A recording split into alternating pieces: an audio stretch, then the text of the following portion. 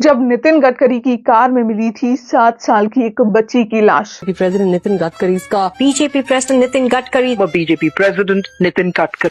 लेकिन आखिर उसके साथ हुआ क्या था और आखिर बाद में उसकी मां के साथ क्या हुआ?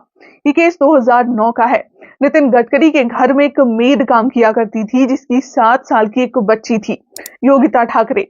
एक दिन योगिता की मां को एक इम्पोर्टेंट काम था तो वो अपनी बच्ची को नितिन गडकरी के घर पर छोड़कर थोड़ी देर के लिए चली गई।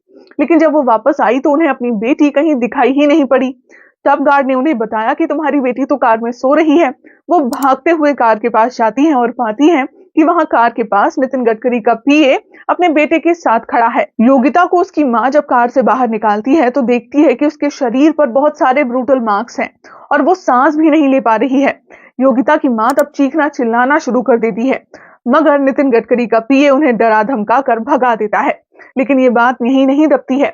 मीडिया न्यूज को हाईलाइट करती है और फिर एफआईआर होती है, मगर नितिन फैमिली के किसी भी मेंबर का नाम उसमें शामिल नहीं किया जाता है।